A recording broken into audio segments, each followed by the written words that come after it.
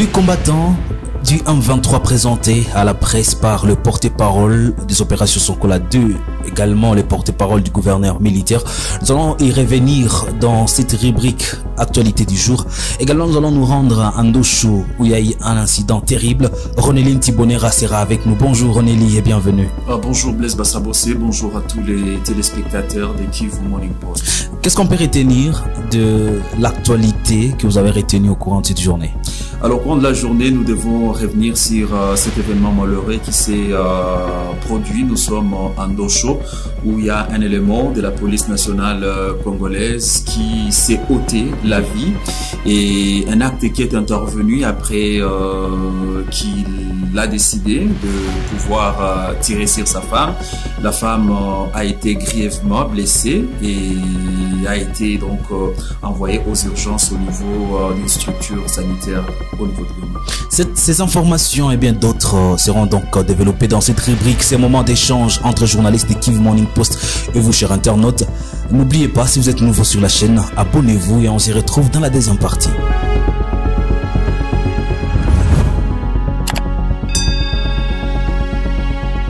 Commençons cette rubrique actualité du jour par cette information. Deux combattants du groupe rebelle qualifiés de terroristes par le gouvernement congolais du M23 présentés à la presse par le porte-parole des opérations Sokola 2 et porte-parole du M23. Ronéline Tibonera, comment vous avez analysé cette façon de faire de l'armée? On attrape deux combattants et ils sont présentés directement à la presse. Comment vous qualifiez cela? Alors, je dois d'abord saluer donc ces courages de ces jeunes compatriotes qui ont fini par comprendre que ça vaut pas la peine de soutenir les groupes négatifs qui sont à la base de problèmes, qui sont à la base de cette catastrophe humanitaire que nous sommes en train de vivre dans la province du Nord Kivu. Mais je comprends, l'armée a besoin de ce coup de pied pour montrer à tout le monde qu'elle reste régalienne et qu'elle est cette force en qui la population doit placer toute sa confiance. Mais je pense pas que c'était une opportunité de prendre ces deux garçons et les présenter comme ça à la presse, parce que là c'est carrément mettre à mal leur sécurité. Vous savez, le rebelle du M23 ont des yeux partout. On l'a vu ici à Goma lorsque l'armée a présenté encore d'autres personnes suspectées d'être des recruteurs pour le compte de ces mouvements jugés, qualifiés de terroristes par le gouvernement congolais. Donc je crains à ce qu'il n'y ait pas des représailles contre ces jeunes, parce que ce sont des jeunes qui sont connus, des jeunes qui ont des familles, des jeunes dont les identités sont identifiés connues. Même venus du territoire de Massissi. Donc, tout ça, c'est quelque chose qui me donne un peu la peur au ventre. Et je me dis que peut-être l'armée congolaise, comme elle se présente comme étant une armée professionnelle, une armée d'ailleurs classée, je crois, au stade actuel parmi les 10 premiers en Afrique. Elle prendra toutes les dispositions pour que ces jeunes soient protégés et que, voilà, cela puisse motiver encore d'autres jeunes qui sont dans ce mouvement terroriste à pouvoir tourner les dos à ces rebelles et revenir à la vie civile. Plus de détails, on va suivre ce reportage de la cellule de communication du gouverneur. Pour nourrir ses effectifs, la coalition RDF M23 recrute par tous les moyens. En plus de la ruse, il y a des jeunes qui témoignent avoir été pris par force. Avec leur dotation du M23, ils sont présentés ici par le lieutenant-colonel Njike Kaiko Guillaume, porte-parole de l'armée au Nord Kivu, ce 3 avril 2023 à Goma. Et aujourd'hui, nous avons tenu à vous présenter des jeunes qui ont été recrutés, n'est-ce pas, par le M23 et leurs parrains de l'armée rwandaise. Ils les ont formés à Tchanzu. Finalement, c'est des jeunes gens que vous voyez ici, vous voyez la tenue, qu'elle est bel et bien la tenue de M23, se sont décidés de revenir à la raison. Eh bien, pourquoi ils vont vous le dire? Eh bien, mais du moins, ils sont passés aux aveux pour dire qu'au regard de tout ce qu'ils ont eu là-bas comme traitement, mais aussi au regard des promesses fallacieuses, ils se sont rendus compte que le M23 est un mouvement sans lendemain et qu'il était encore trop tôt pour eux de revenir à la raison. Donc, c'est comme des enfants prodigues. Jérémy Luanda Kamala et Emmanuel Katirissa, jeunes de Massissi, recrutés à Roussayo, se sont soustraits du mouvement à partir de Kichanga où ils ont été déployés selon leurs propres témoignages. M23 inatukamata inatubeba, kumbe naye ni politike yake tu, iko sali kwa chakula makuta, kiye tena kufika kula katutoroka katuacha kula. Wakati yenyewe tumeangalia na sie vinatushinda, na sie tumetoroka, ni tumeshafika Kichanga. Njo kwa sasa kama tuko ku gouvernement, njo tunataka gouvernement ayo peke njo yaamue kama ni kutuua, kama watatufanyizia yeye wanataka, lakini ni hatuko tena kwa wale waadui walikuwa walishakatubeba. Face à cette situation, le porte-parole de l'armée au Nord Kivu prévient les jeunes quant à la malice de l'ennemi. La jeunesse, surtout la jeunesse de notre province, doit être très prudente de manière à ne pas donner de l'espace à l'ennemi. S'ils veulent... Revenons sur ces cadres d'échange avec Orneline Tibonera pour parler également de cet incident qui s'est produit au quartier d'Ocho. Un policier qui met fin à sa vie après avoir attiré sur sa femme. Ouais, c'est une information qui n'a pas plu à ces acteurs de la société civile, ces jeunes qui matin, midi, soir continuent à sensibiliser les membres de la communauté pour qu'ils intègrent le force de défense, mais aussi les services de sécurité au niveau de la région. Perdre déjà un policier dans la ville des Goma au quartier d'Ocho, c'est une perte énorme pour la ville parce que on sait aujourd'hui que le pays a besoin des acteurs de sécurité, des gens capables de protéger les limites ou les frontières de la République démocratique du Congo, mais par un excès ou par une consommation abusive d'alcool, qu'un policier puisse arriver à se tuer, ça c'est inadmissible et c'est incompréhensible parce que c'est un policier, c'est quelqu'un qui est éduqué, c'est quelqu'un qui doit veiller à la protection des habitants et de leurs biens, mais quand déjà un policier est incapable de se protéger ou de protéger les membres de sa communauté, ça doit faire réfléchir.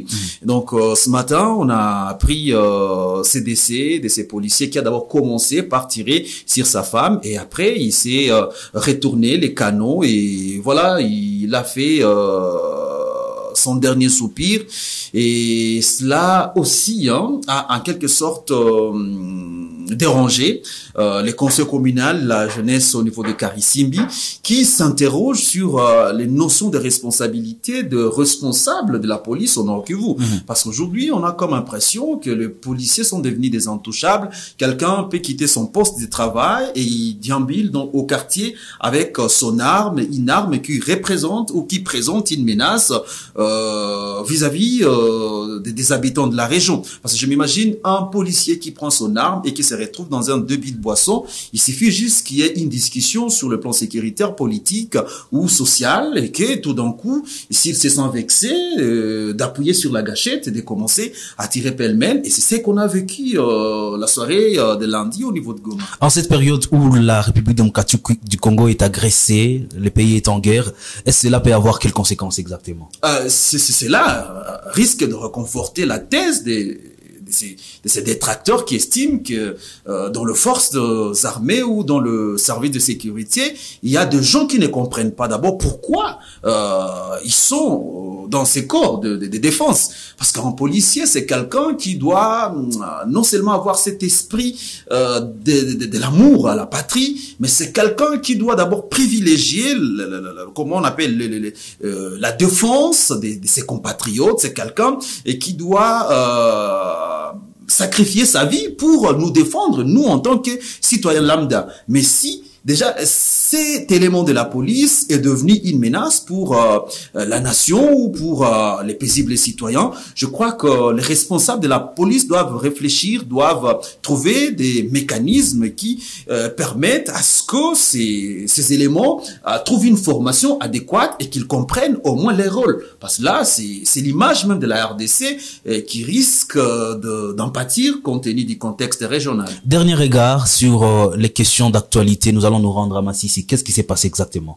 Alors, depuis dimanche, les territoires des Massissi traversent une situation environnementale qui est déplorable. Une situation environnementale déplorable et qui est surtout accentuée par des problèmes de glissement des terres.